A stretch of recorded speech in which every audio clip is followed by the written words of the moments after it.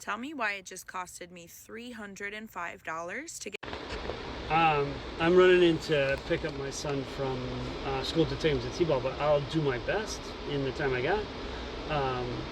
It sounds like your vet actually has pretty reasonable prices. I don't know where you live, but here where I am up in the Northeast, it probably would have cost you a little bit more. But we can get into what you were paying for. Get my cat's blood work done and for the exam. That's it. Okay, so kind of walking through how it happens at my clinic. I assume your vet's clinic is similar. So you went in and had your cat examined. So your vet's going to check your cat's weight, which, I mean, if you've been a pet owner for a while, you know cats will hide things. They don't exactly say, "Hey, I'm sick." Sometimes they'll vomit. Sometimes they'll have stuff going on.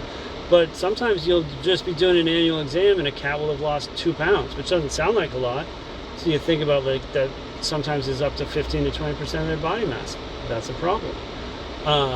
Sometimes they have gained quite a bit of weight, which is actually less of a serious problem but it can lead to serious problems.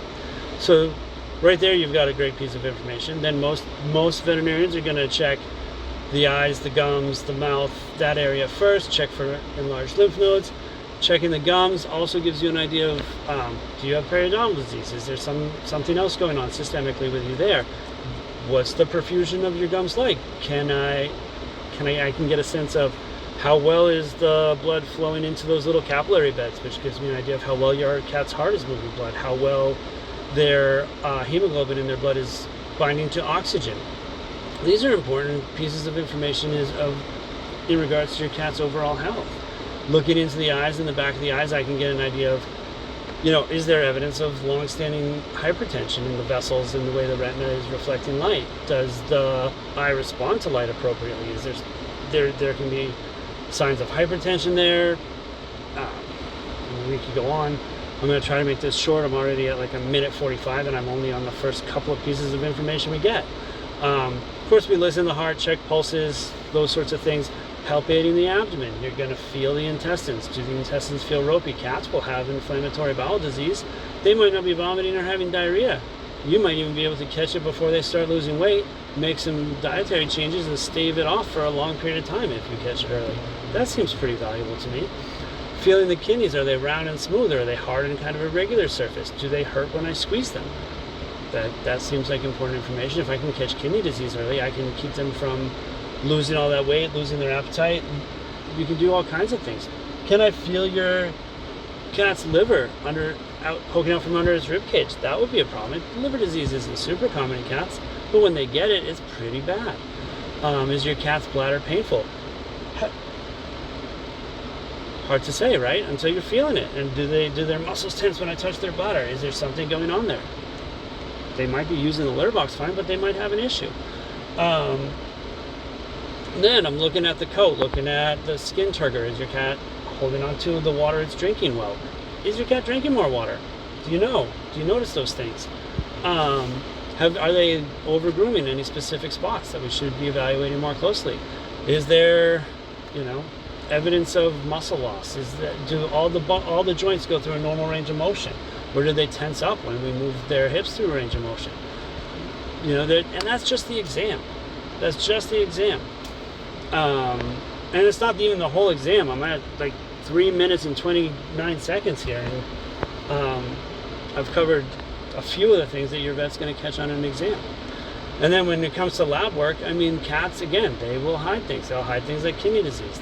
You'll catch things early like thyroid disease. You'll catch anemias. You'll catch immune-mediated diseases. There's all kinds of things that catching them early, especially in cats, is valuable. Is it $300 valuable? I don't know, but that's of that $300, $305 I think you said, your veterinarian is maybe, if everything's going perfect and they have all of their books in a row and all of their business running as efficiently as they can, your veterinarian is making somewhere between $60 and maybe $70 off of that. If in reality, probably not that much. If they own the clinic too, gosh, it might go as high as $90, but it won't. It won't, because it's almost impossible to run a business that efficiently and keep clients and like yourself at the end of the day. So, I mean, yeah. So your vet is determined that for the amount of work that they're going to have to do to examine your cat, draw your cat's blood, which I don't know if you've done that. It's not impossible. You can teach anybody to do it, but it isn't easy either. Yeah, that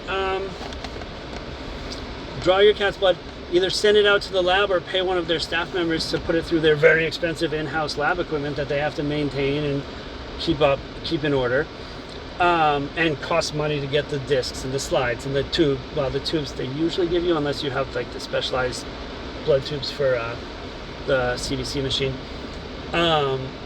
All of it costs, and all of it costs money. And so they've determined the amount of effort I'm putting into this, I'd like to make, I don't know, let's say between $60 and $90. How much am I going to have to charge to do that? And it turns out to be $305 in your case. That's how that market works.